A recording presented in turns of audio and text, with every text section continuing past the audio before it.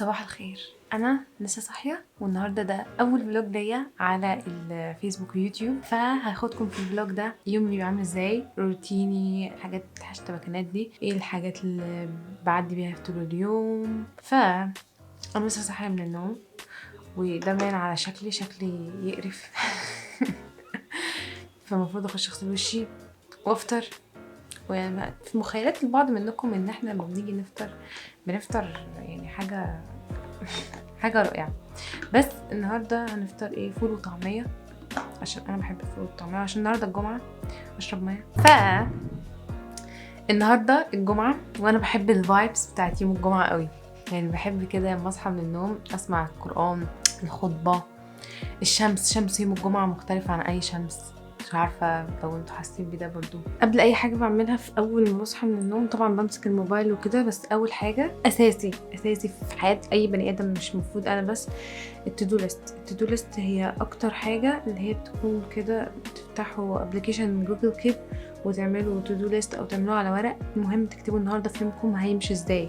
فالنهارده الجمعه بكتب بقى النهارده هعمل ايه. النهارده انا بريكورد فلوج. النهارده انا عندي مذاكره، عندي بيرو عايزه تتاخد، وبس ده اللي عندي النهارده. قبل ما نروح نغسل وشنا نوريكم بقى ايه الاوتفيت بتاعي، الترنج الخطير ترنج كده. بجد اصعب حاجه بواجهها في الشتاء ان انت تقوم من على السرير اللي ورا ده، ان انت تقوم كده من السرير ده اصعب حاجه في الحياه، ان الواحد يقوم من السرير. بجد الموضوع صعب قوي.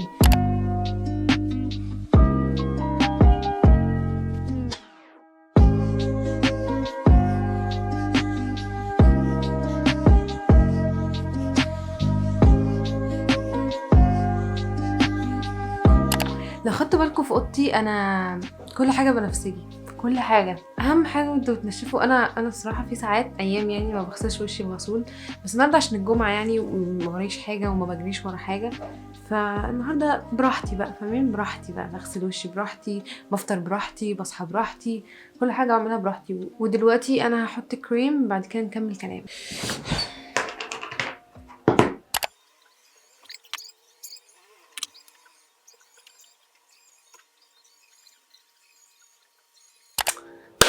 اكتر حاجه صعبه بواجهها في الشتاء ده ان انا دراي سكين، فبشرتي بتنشف بسرعه البرق. عارفه سرعه البرق؟ انا بشرتي بتنشف كده.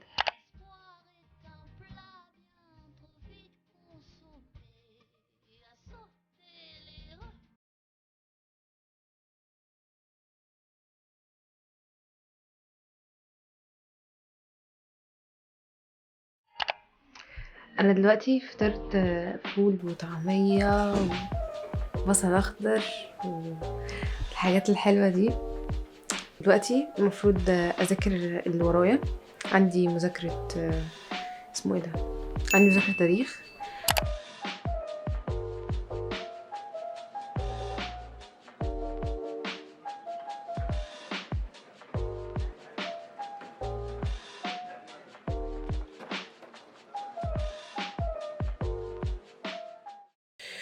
يلا بينا نذاكر التاريخ. ازاي بقى بنظم مذاكرتي؟ ببقى عامله زي ما قلت في فيديو من الفيديوهات ان انا كل يوم الماده بتاعته، يعني انا مثلا ببقى مخططه يوم الاحد عندي انجلش بس ما بدخلش مع الانجليش حاجه، يوم الاثنين عندي تاريخ بس ما بدخلش معاه حاجه، يوم الثلاث ممكن نحط مادتين، يوم الاربع بحط مثلا جغرافيا وفلسفه مثلا، انتوا عارفين ان انا ادبي. بحط المواد السهله مع المواد اقل صعوبه، والمواد الصعبة أو المواد الأساسية بحطها لوحدها في يوم، يعني العربي لوحده في يوم، الإنجليش لوحده في يوم، وهكذا. فده بيسهل لي إن أنا أذاكر أحسن وأذاكر في اليوم ده من غير ضغط، وما بحبش أخد دروس. أنا اتكلمت في فيديو من الفيديوهات إن أنا ما باخدش دروس، بس to be honest أنا ما وضحتش قوي النقطة دي. أنا كأمنية أنا باخد دروس في مادتين بس، انا باخد رياضه والماني. رياضه باخدها مع حد قريبي وكده، فما بروحش اصلا، ما بطلعش من البيت، فبيبقى في البيت، فما بيبقاش فيه نزول وطلوع كتير، يعتبر ما عنديش دروس. باخد الماني عشان الالماني ذات مش بحبه قوي، عشان كده ممكن لو ما خدتش فيه دروس مش هكمل في مذاكره فيه، عشان انا مش بحب الماده دي قوي. أو انا بحب الالماني كلغه بس ما بحبهاش كدراسه، يعني الدراسه بتخنقني، فاهمين؟ انا في النظام ده اوريكم بذاكر ازاي. يلا بينا.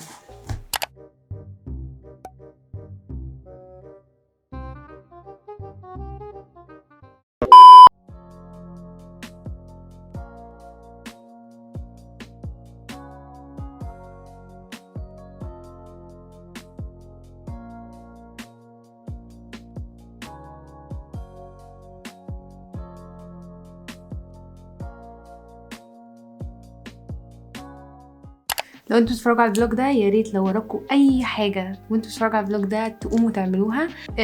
دلوقتي انا خلص مذاكره، وبعد كده انا بحب بعد ما اخلص مذاكره باخد بريك كل 35 دقيقه. بذاكر ازاي؟ في ابلكيشن كمان لما ببقى بذاكر مش على الموبايل، في ابلكيشن انا قلت لكم عليه في ستوري قبل كده، وهو الابلكيشن اللي اسمه فورست دوت، اللي هو ده ثانيه يعمل فوكس على الساعات اللي انا عايزه اعملها، وبقفل الموبايل لحد ما اذاكر. ولو حاولت اخش على اي ابلكيشن زي مثلا فيسبوك مثلا، بيعمل لي مثلا ان هو مش عايز يتفتح. فيلا بينا نكمل مذاكره. مبدئيا كده انا لما باجي اذاكر حاجه زي كده بقراها كستوري، يعني مش بذاكر اللي هو لما بقرا الجمله بعيدها مليون مره، لا غلط قوي الحوار ده. فانا بقراها كستوري، مثلا ستوري عن الدوله الامويه، فبقرا بقى بطريقه ان هو الدوله دي كذا حصل فيها كذا وبتاع، والنقط المهمه بركز فيها عشان افتكرها من الستوري اللي انا بقراها دي. فباجي بقى في الحل يبقى الموضوع سهل جدا، يعني مش بحفظ، مش حفيظه، ومش بدح، ومش بذاكر بفترات كبيره، مش باخدها كمنهج. لو خدتها كمنهج هزهق واقوم من على المذاكره. لو خدتها كستوري ان دي دوله امويه، يلا نعرف اكتر عن الدوله الامويه مثلا، بيبقى الموضوع اسهل. المهم يبقى معاكم ميه كتير عشان بتعمل ريفريش لمخكم ان انتوا تركزوا اكتر في الحاجات اللي شبه كده. فانا هذاكر، يلا بينا.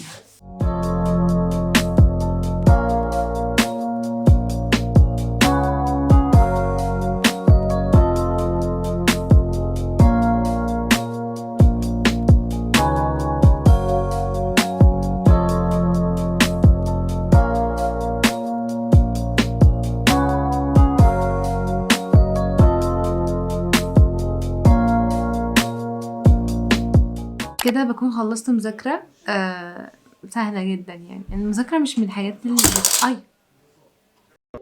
المذاكرة مش من الحاجات اللي بتشغل دماغي قوي، ومش من الحاجات اللي هو عندي مذاكرة يلا قومي لا، اللي هو عادي عندي مذاكرة، يعني عادي ايه مذاكرة. مش بضغط على نفسي في الحتة دي، والمشكلة انا بشوف ناس كتير قوي بتضغط على نفسها في حتة المذاكرة، ودي حاجة انا ما بحبهاش. لو انت بتضغط نفسك ليه في الوقت اللي احنا بنضغط نفسنا فيه على ان احنا نقوم نذاكر؟ ما قوم نذاكر، يلا. تضغط نفسك ليه؟ ما تقوم تعمل الحاجة اللي وراك. تراكم عليك مذاكرة، ما تضيعش وقتك انك تقعد بتضايق بالساعة والساعتين والتلاتة بنفس الوقت ده. قوم ذاكر وهتروح المضايقة. بس ده اللي انا بعمله. الدنيا بسيطة، ففككوا يعني يا جماعة، فككوا.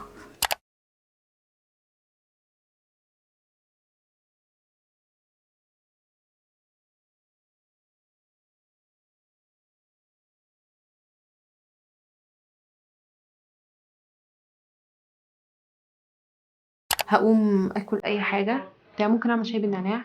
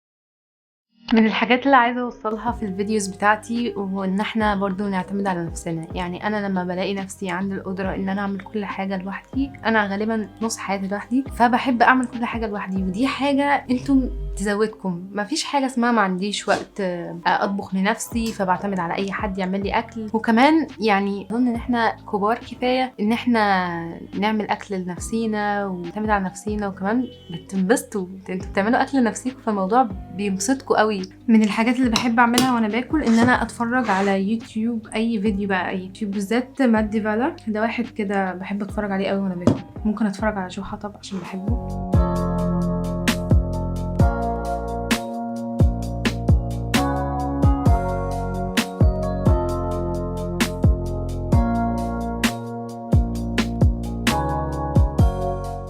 كوبايه شاي.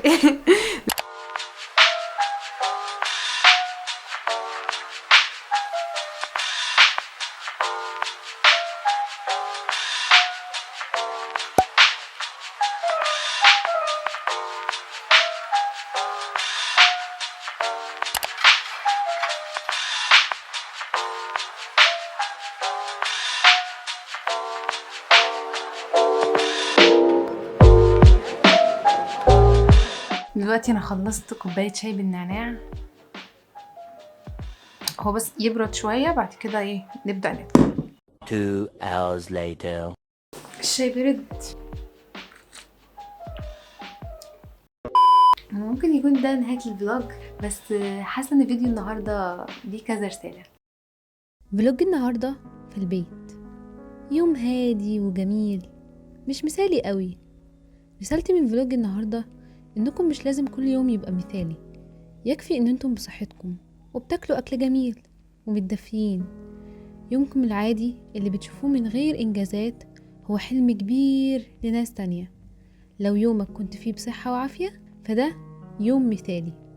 شاركوني ايامكم بتكون عاملة ازاي في الكومنتات، ولو عجبكم الفلوج لايك وتابعوني. بحبكم قوي.